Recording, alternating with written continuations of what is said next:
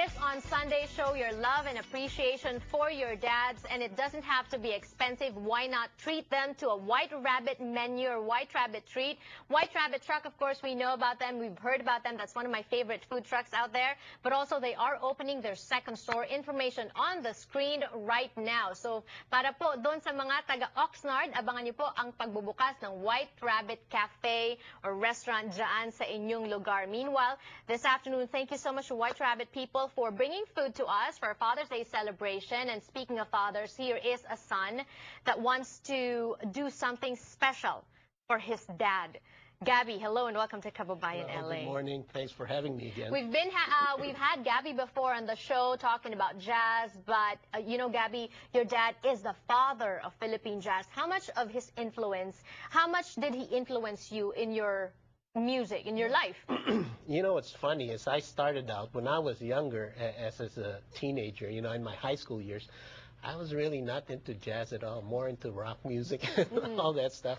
But you know what, as I got older, it started to make more sense to me. And little by little, that influence just got bigger and bigger to the point where as I was, you know, when I got married, I just basically, you know, was so into it already. And that must have made your dad very happy. It did actually. And the funny thing is, you know, my dad was always a very independent fellow.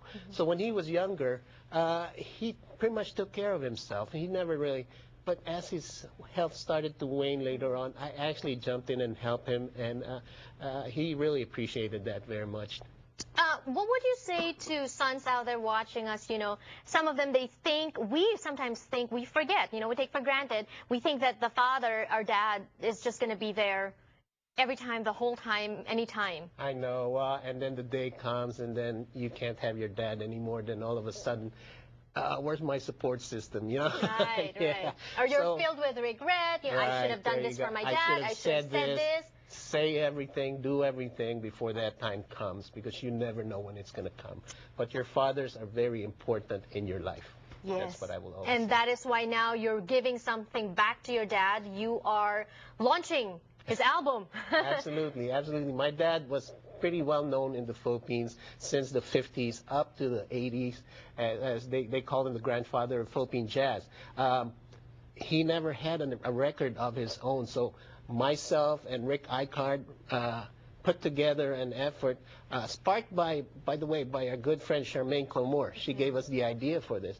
And we put together a CD and we're launching it on Saturday. And he was a trailblazer, hindi lang pala father, kundi grandfather, lolo pa ng Philippine jazz. You know, at the time when, sabi mo nga, ikaw nga mismo, you were into rock, no? Right. Walang masyadong following ang jazz. What gave him that idea? Did you talk to him? And where did he get this idea to get into jazz? I think it was his very nature. Jazz is a music where it just constantly grows, and it's so innovative. And that was just, it just meshed perfectly with his personality. That's what he was. And I think when people say, oh, we admire Emil Mijares, it's because they saw that the jazz really complemented that personality very really good. Soulful, very sincere. Exactly. Yes. What kind of personality did your dad have? That's one thing, though. People ask me about that. There were many layers to his personality because of the kind of childhood he actually had, which I won't go into. But really, it played a beautiful role as the development of his jazz style and persona developed. Why should we get the album? What's so special about it? Aside from the fact that these are all unrecorded compositions. Unreleased. Everything there is unreleased. Well, if I can just mention one. Somebody said this is historic, and it is really. There is one song there, a tune that was a jam session done in 1968. It was just, you know, impromptu, and it reads like a who's who of Philippine jazz. And even on the basis of that one song alone, that thing is very worth, you know, whatever you put into it. What title is that? Ilang bang tracks dito sa album na to, and what track is that? You know, there's actually 14 tracks here, and that track I was talking about was Cherokee. It's a jazz standard.